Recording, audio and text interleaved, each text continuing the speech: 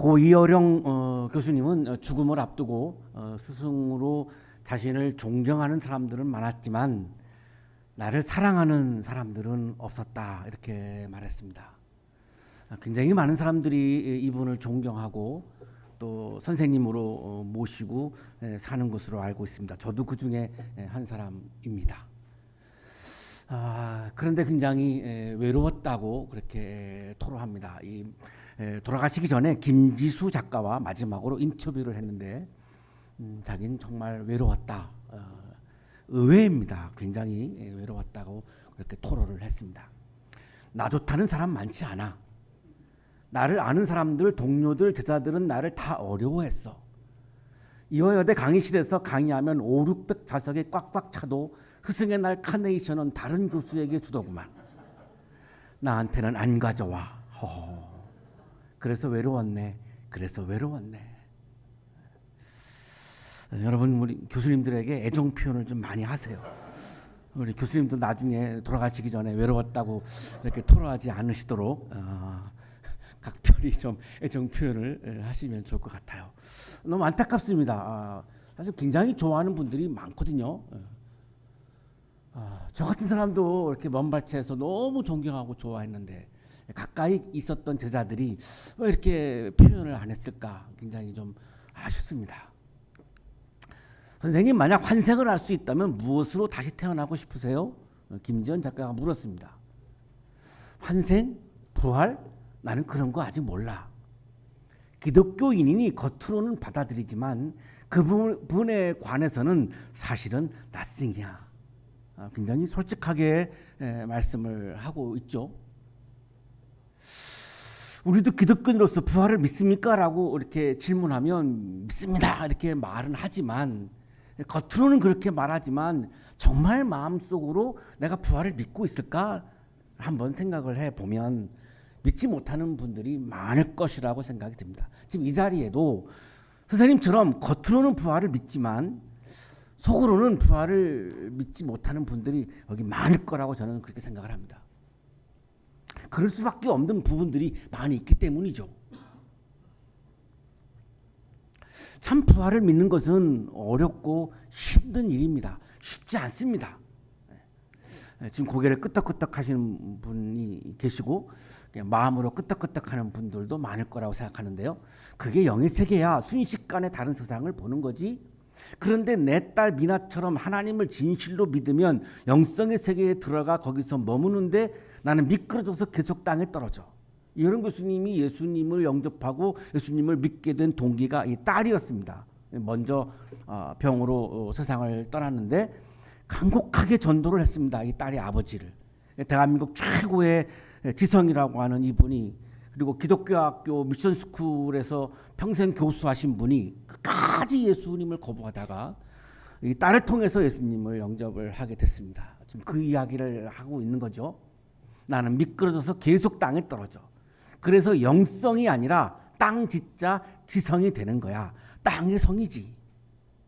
요 말을 잘 보시면 부활은 현재의 세계가 연장되는 게 아니고 완전히 다른 세계가 열리는 거야. 그게 영성의 세계고 땅의 세계가 아니고 그것은 영성의 세계, 하늘의 세계에 존재하는 거야 라고 말을 하고 있습니다. 이 부분을 우리가 함께 좀 주목하면 좋겠는데요. 왜 그러냐면 지성인들일수록 부활을 믿기가 어렵기 때문입니다. 근데 최고의 지성이 부활을 안 믿는다고 말씀은 했지만 이 마지막 지금 우리가 본 인터뷰를 보면 부활을 믿고 있습니다. 부활의 세계는 현재의 삶과 현재의 이 몸과 현재의 육신, 이것이 연장되는 게 아니라는 겁니다.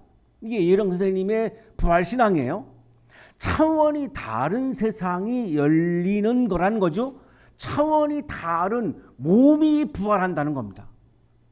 이 썩는 몸, 죽는 몸, 암 걸리는 몸, 죽임을 당하는 몸, 핍박을 당하는 몸, 해침을 당하는 몸, 억압을 당하는 몸, 이 몸으로 부활하는 게 아니라는 겁니다. 그게 부활이라고 하니까 우리는 부활을 믿기가 어려운 겁니다. 왜? 또 아파야 되니까, 또 암 걸려야 되니까, 또 억압당해야 되니까, 또 죽어야 되니까 그게 어떻게 부활입니까? 라고 믿을 수가 없는 겁니다. 하지만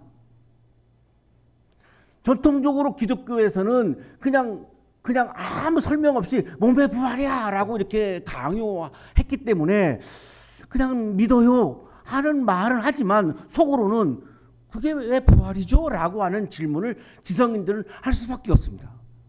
여기 있는 분들도 아마 대부분 다 그런 질문을 할 수밖에 없을 겁니다.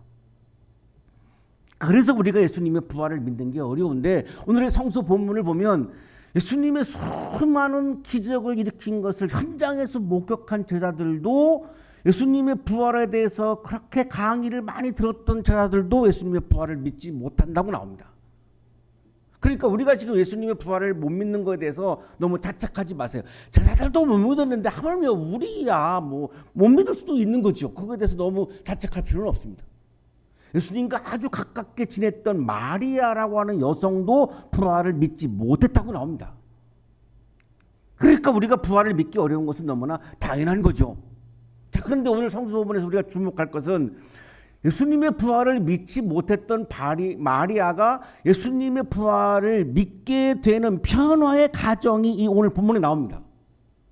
우리가 오늘 주목할 부분은 이겁니다. 왜냐하면 오늘 우리 채플의 목적은 영성에 대해서 계속 지금 말씀을 나누다가 오늘 부활절이어서 잠시 좀 중단하고 부활을 보는 건데 부활을 믿지 못하고 있는 우리가 부활을 믿게 되는 변화가 오늘 우리들의 채플에서 중요한 부분입니다.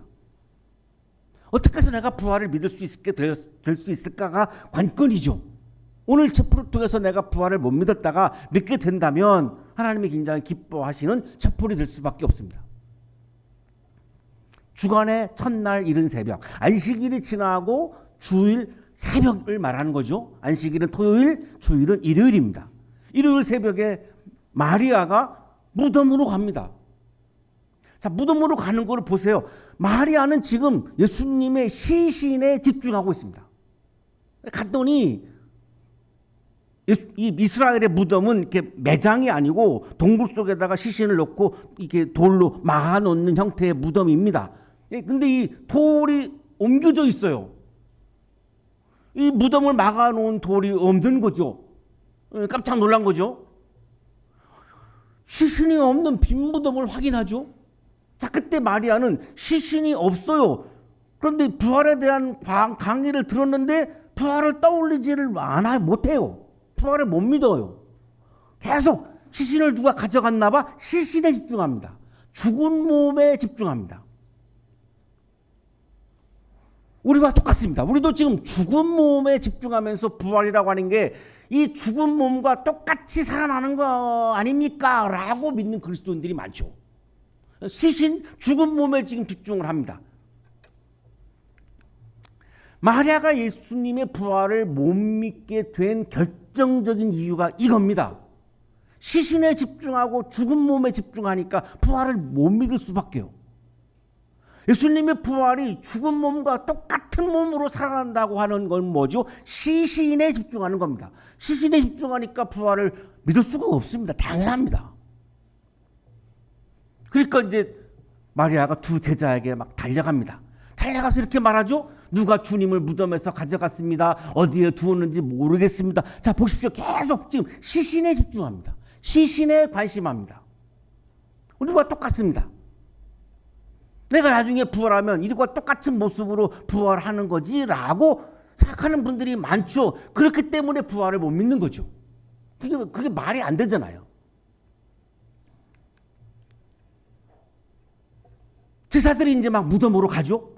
예수님의 시신이 없었다고 하니까 이게 얼마나 이게 놀라운 일입니까? 그러니까 막 제사들이 이제 무덤으로 가는데 베드로와 요한보다 다른 제사들이 먼저 이제 이 무덤에 도착을 하고 베드로와 요한은 나중에 마리아가 만났던 이 두 제자가 나중에 도착하는데 이 무덤 안에 예수님의 시신은 없었고 삼배가 놓여져 있어요. 자, 훔쳐갔다면 삼배를 쌓은 채로 훔쳐가지 삼배를 걷어내고 누가 훔쳐갔습니까? 훔쳐가지 않은 게 분명하다라고 하는 게 이 5절입니다. 삼배가 거기 놓여져 있어요. 근데 이 제사들이 무서우니까 그 무덤 안에 못 들어가요. 베드로가 좀 투박하고 이게 어부 출신이고 용감하고 막 좀 거칠고 이런 사람이잖아요. 그러니까 베드로가 그냥 무덤에 들어갔죠. 갔더니 이렇게 삼배가 이제 놓여져 있잖아요. 그러니까 보니까 이거는 시신을 훔쳐가지 않은 것은 분명해요. 그래서 제자들도 훔쳐가지 않았네, 예수님의 시신이 없네라고 하는 것을 보고 믿었다는 거지, 부활을 믿었다는 게 아닙니다. 8절에 이 믿었다라고 하는 말씀은 부활을 믿었다는 게 아니에요. 예수님이 없네, 이 사실을 믿은 거죠. 자, 그리고 9절을 보면 부활을 못 믿었다라고 하는 말씀입니다. 이 제자들도 베드로와 요한조차도 부활을 못 믿었습니다. 왜 못 믿을까요? 계속 시신에 집중하고 있으니까, 죽은 몸에 집중하고 있으니까. 그래서 제자들이 이제 원위치, 자기들이 있던 곳으로 이제 돌아갑니다. 빈 무덤 앞에서 3년 동안 예수님을 따르고 같이 생활했던 제자들도 예수님의 부활을 못 믿었습니다. 왜 그럴까요? 시신에 집중하기 때문이죠. 죽는 몸에 집중하기 때문이죠.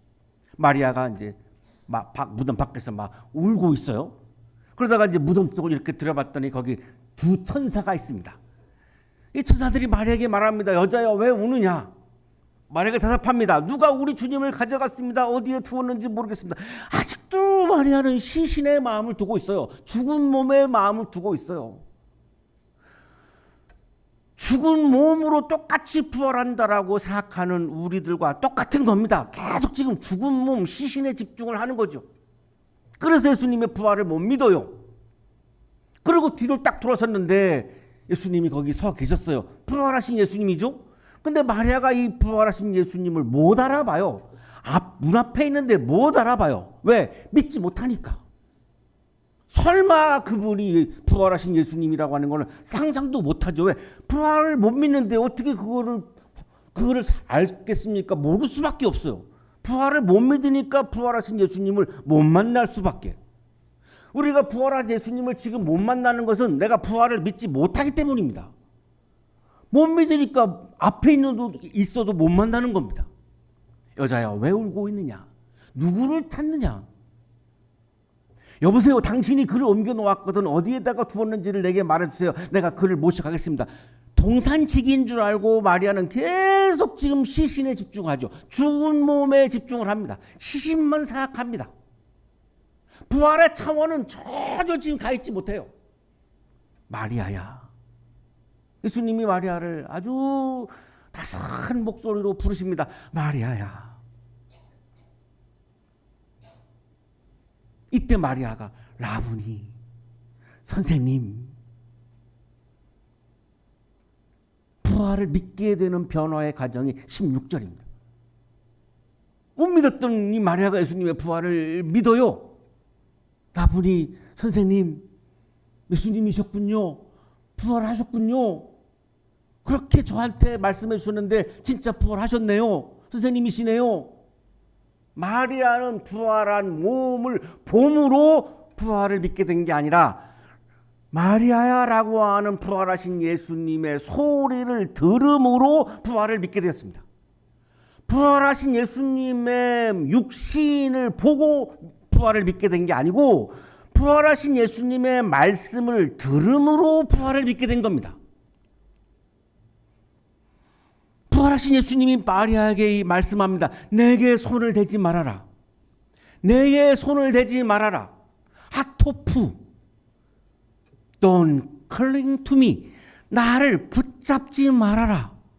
개역 성경에는 이렇게 번역이 되어 있어요. 나를 붙들지 말라. 나에게 매달리지 마라. 영어 성서는 나에게 매달리지 말라. 무슨 말씀일까요? 시신을 붙잡으려고 미련을 갖지 말아라. 나의 죽은 몸에 매달리지 말아라. 그건 끝났다. 이미 지나갔다. 거기에 매달려 있으면 부활을 믿을 수가 없다. 죽는 몸에 매달려 있으면 부활을 경험할 수가 없다. 부활하신 예수님의 몸은 죽임을 당하는 몸으로 다시 살아나는 몸이 아니라는 거죠. 로마 군인들과 유대 증거 지도자들한테 죽임을 당한 예수님의 몸, 무덤에 있었던 그 몸으로 다시 부활하는 게 아니라는 겁니다. 왜? 십자가에서 죽은 몸으로 다시 살아나면 그 몸은 또 죽어야 합니다. 또 십자가에 달려야 합니다. 또 가시면류관을 쓰고 피를 흘려야 됩니다. 손과 발에 못을 박혀야 합니다. 그거는 부활이 아니라는 거죠. 그거는 부활이 아니라 소생이라는 겁니다. 예수님의 부활을 어떻게 소생으로 우리가 받아들입니까? 예수님의 부활이 죽은 몸과 똑같이 살아난다라고 얘기하는 것은 소생을 얘기하는 거지 부활을 말하는 게 아닙니다. 부활한 몸은 죽지 않는 몸입니다. 영원히 사는 몸입니다. 죽임을 당하지 않는 몸입니다. 억압을 당하지 않는 몸입니다. 해침을 당하지 않는 몸입니다. 암 걸리지 않는 몸입니다. 피를 흘리는 몸이 아닙니다. 부활한 몸은 어마어마하게 영광스러운 몸입니다. 아무도 죽이지 못합니다. 질병도 들어가지 못합니다. 어마어마하게 황홀하고 영광스러운 몸으로 부활한 예수님의 부활을 마리아는 그동안 소생으로 이해했던 것이고, 그러니 예수님의 부활을 믿지 못했던 거죠. 이거를 고린도전서는 분명히 구분해 줍니다. 하늘에 속한 몸도 있고 땅에 속한 몸도 있습니다. 십자가에서 죽은 몸은 땅에 속한 몸이라고 바울은 말씀하죠. 부활한 몸은 하늘에 속한 몸이라고 말씀합니다. 신령한 몸, 썩지 않는 몸, 계속 나오는데 오늘 그냥 시간 때문에 생략하겠습니다만 고린도전서 15장 40절 여기 이하를 쭉 읽어보시면 하늘에 속한 몸과 땅에 속한 몸만 말씀하지 않고 이 대비를 계속해서 여러 형태로 말씀합니다. 우리가 이해할 수 있도록, 믿을 수 있도록. 예수님의 부활은 또 죽는 땅에 속한 몸이 아니라, 또 죽임을 당하는 땅에 속한 몸이 아니라, 손과 발에 못을 박히는 그런 또 죽는 몸이 아니라, 아무도 못을 박을 수 없는, 아무도 해칠 수 없는, 아무도 억압할 수 없는, 어떤 병도 걸리지 않는, 아무도 위해를 가할 수 없는 하늘에 속한 몸, 신령한 몸, 황홀한 몸, 영원한 몸, 영광스러운 몸이 부활한 몸이라고 말씀합니다. 그래서 바울은 부활을 변화라고 말씀합니다. 나팔 소리가 나면, 마지막 때가 되면, 종말이 오면 죽은 사람은 썩어 없어지지 않을 몸으로 살아나고 우리는 변화할 것입니다. 저의 이 몸은 썩어 없어지는 몸입니다. 제가 얼마 안 있다가 죽습니다. 분명히 죽습니다. 많이 남아있지 않습니다. 여러분은 많이 남아있죠? 저는 많이 남아있지 않습니다. 안심하지는 마세요. 그 순서가 정해져 있지 않아요. 제가 여러분보다 더 오래 살 수도 있어요. 기분 나쁘시겠지만 진실이죠. 어쨌든 그러나 죽습니다. 이거는 썩는 몸입니다. 땅에 들어가서 이 몸은 썩습니다. 그러면 부활은 뭐죠? 이 몸과 똑같은 몸으로 살아나는 게 아니라는 거죠. 썩어 없어지지 않을 몸으로 변화한다고 말씀하죠. 그러면 이 몸이 아닌 겁니다. 다른 몸입니다. 제가 이 몸과 똑같은 몸으로 부활한다면 제가 그렇게 기쁠까요? 이왕 다시 살아난다면 장동건이나 차현우? 예? 차은우, 이렇게 부활하면 안 됩니까? 왜 나한테는 그런 기회가 없습니까? 차라리 그렇게 부활하는 게 낫지. 그러나 이걸와 똑같이 부활하면 그게 무슨 부활입니까? 소생이지. 부활은 장동건, 차은우와도 비교도 안 되는 어마어마하게 영광스럽고 황홀한 몸으로 변화한다는 겁니다. 그런 말씀입니다. 마리아가 이거를 본 거고 이래서 부활을 믿게 된 거죠. 영원히 죽지 않는 새로운 존재로의 부활을 믿게 된 겁니다. 그래서 17절에 가면은 놀랍게도 어떻게 되죠? 부활하신 예수님이 하나님께로 올라간다고 말씀하죠. 이 몸은 하늘로 올라가지 못합니다. 어떻게 올라갑니까? 십자가에서 죽으신 예수님의 몸은 하늘로 올라가지 못하는 몸입니다. 그게 어떻게 올라갑니까? 손오공도 아니고 어떻게 올라간다는 말이에요. 하늘로 올라가는 몸은 이 몸과는 다른 몸이에요. 부활한 몸이에요. 영광스러운 몸이에요. 황홀한 몸이에요. 영원한 몸이에요. 하늘에 속한 몸이에요. 어마어마한 몸이에요. 그러한 몸으로 변화하는 것이 부활 사건이라는 거예요. 그래서 이거를 알아차리고 마리아는 부활을 믿게 되었고 어떻게 하죠? 부활을 전하기 시작합니다. 믿었으니까. 부활을 믿게 되었고 부활을 전하기 시작합니다.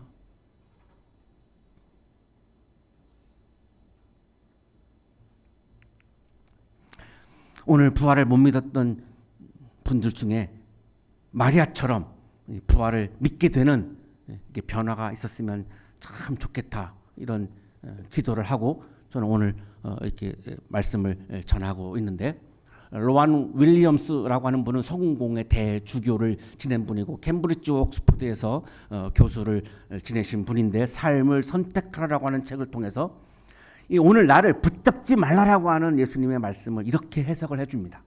나를 이용하지 말라. 너희가 참이라 여기는 것, 너희가 선하다고 여기는 것에 나를 이용하지 말라. 내 안에 있는 실제적이고 잠재적인 악을 인식하기를 외면하지 말라. 나를 붙잡지 말고 나를 따르라. 나를 붙잡지 말고 나를 따르라. 시신을 붙잡지 말고 부활의 변화를 따르라. 부활은 지금 우리의 삶이 이 세계와는 조금 다른 공간에서 연장되는 것이 아니라, 이 몸이 또 연장되는 게 아니라, 우리의 오늘 현재의 삶이 또 연장되는 게 아니라 새로운 세계에서 살게 되는 것이기 때문입니다. 사랑하는 한양 가족 여러분, 예수님의 시신을 붙잡고 있으면, 죽는 몸을 붙잡고 있으면 부활의 세계, 새로운 세계로 나아갈 수가 없습니다. 부활은 현재의 삶과 현재의 몸이 다시 연장되는 게 아닙니다. 이 몸과 이 현재의 삶은 끝나는 겁니다. 그것이 끝나고 하나님의 아름다움이 빛나는 아름다운 세계, 부활의 세계, 영광스러운 세계, 신령한 세계, 하늘의 세계로 내 몸이 변화되어서 그 세계로 들어가는 겁니다. 나아가는 겁니다. 새로운 몸, 황홀한 몸, 죽임당하지 않는 몸, 영원한 몸, 새로운 몸으로, 새로운 생명으로 변화하는 것입니다.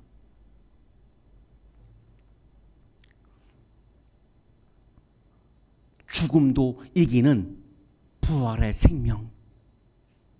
죽음도 이기는 부활의 생명. 죽음을 이기는 것이 부활의 신앙입니다. 죽음을 이긴다면 여러분 뭐가 두렵겠습니까? 죽음을 두려워하지 않으면 두려워할 게 아무것도 없습니다. 여러분 지금 중간고사도 두려워하고 있죠. 그러니 얼마나 여러분을 두려워하는 게 많습니까? 그러나 죽음을 두려워하지 않게 되면 두려워할 게 아무것도 없습니다. 하나님 나라의 기쁨이 충만한 상태에서 두려움을 늘 이기면서 승리하면서 살아갈 수 있습니다. 그러면 여러분의 얼굴에 미소가 솟아오르고, 여러분의 마음속에 기쁨이 차오르고, 감사가 생겨나고, 하루하루가 너무너무 좋고, 내가 해야 하는 일에 집중할 수 있고, 아름다운 청년의 삶을 살 수 있습니다. 부활신앙이 이렇게 중요한 겁니다. 부활을 믿으면 죽음이 무섭지 않아요. 왜? 내가 영광스러운 몸으로 변화하는데 뭐가 무섭습니까? 죽음을 무서워하지 않으면 무서워할 게 아무것도 없어요. 그래서 오늘 체프를 통해서 여러분이 부활신앙을 소유하면 좋겠다, 이렇게 기도하는 마음으로 오늘 말씀을 전하고 있는데, 죽음도 이길 수 있는, 죽음도 두려워하지 않는 부활의 생명이, 부활의 신앙이 여러분 안에 충만하시기를 간절히 축원합니다. 거룩하신 주님, 부활하신 주님, 영광스러운 몸으로, 황홀한 몸으로, 하늘에 속한 몸으로 부활하셨지만 우리는 아직도 십자가에서 죽은 몸을 붙잡고 있습니다. 우리를 긍휼히 여겨주시고 시신을 붙잡았던 것을 놓고 이제 하늘에 속한 몸, 부활하신 몸을 다시 붙잡고 하나님의 아름다움이 빛나는 하늘에 속한 세계에, 부활의 세계에 발을 내딛는 믿음을 우리에게 이 시간 허락하여 주옵소서. 부활신앙을 소유하여 죽음도 무서워하지 않고 그 어떤 것도 무서워하지 않고 당당하게 청년으로 살아갈 수 있는 우리 한양인들의 삶이 되게 하여 주옵소서. 예수 그리스도 이름으로 기도하옵나이다.